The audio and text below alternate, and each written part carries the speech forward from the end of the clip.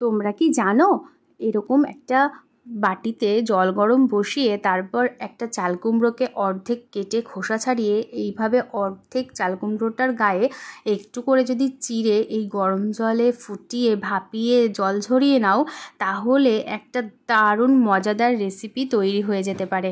তো সেই রেসিপিটার জন্য আমি এখানে নিয়ে নিলাম 1 চামচ কালো সর্ষে, সাদা সর্ষে আর পোস্ত আর একটা কাঁচা লঙ্কা। এগুলোকে শুকনো একটুখানি জাস্ট মিক্সিতে মেরে আমি এখানে নিয়ে নিলাম নারকেল কোড়া। নারকেল কোড়াটা দিয়ে খুব অল্প পরিমাণে জল দিয়ে এটাকে পেস্ট করে নেব।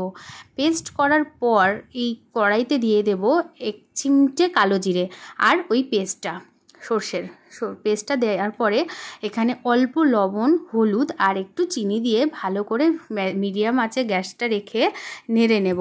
নেড়ে চেড়ে নেওয়ার পর যখন এই রকমভাবে একটা ডো তৈরি হয়ে যাবে, মানে একটা পুর তৈরি হয়ে যাবে, তো এই পুরটাকে নামিয়ে ঠান্ডা করার জন্য রেখে দেব। আর এই দিকে একটা বাটিতে আমি নিয়ে নেব কিছুটা বেসন।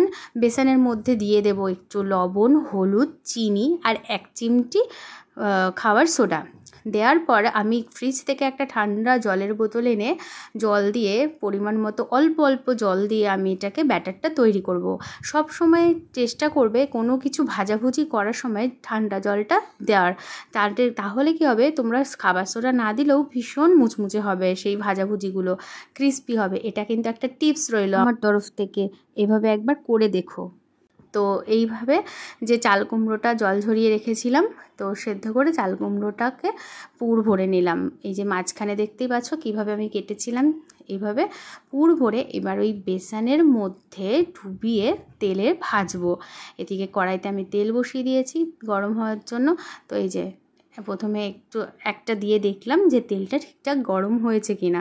তো দেখলাম ব্যাটারটা আরেকটু মানে গাঢ় হলে ভালো হয়, তো আমি অল্প একটুখানি 1 চামচ বেসন অ্যাড করেছিলাম এর মধ্যে। তারপর এই যে সবগুলো এবার আমি একটা একটা করে দিয়ে দেবো তেলের মধ্যে। দিয়ে খুব আস্তে আস্তে করে টাইম নিয়ে একটু ভেজে নেব। গ্যাস কিন্তু না বাড়ানো থাকবে না কমানো, মানে মিডিয়ামের থেকে একটু কম, কিন্তু গ্যাস সিম থাকবে না, সিমের থেকে আবার একটু বেশি। সেটা তোমাদের ভাজার সময় নিজেদের আন্দাজ করে মানে করতে হবে। এটা বেশি বাড়িয়ে গ্যাস মানে বাড়িয়ে ভাজলে পুড়ে যেতে পারে ভাজাটা, ঠিক আছে? তো এই যে সবগুলো আমার ভাজা হয়ে গেল। আর ভাজার পরে যে গুঁড়ো গুঁড়োগুলো থাকলো ওই বেসনের, ওই গুঁড়োগুলো দিয়ে না আমার খেতে খুব ভালো লাগে।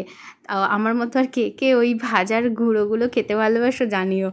তো এই যে মানে এত গরম না, জাস্ট করেছি, তো খেতে তো দারুণ হয়েছে। তোমরা একবার বাড়িতে ট্রাই করো, কেমন লাগলো জানিও। সবাই ভালো থেকো, টাটা।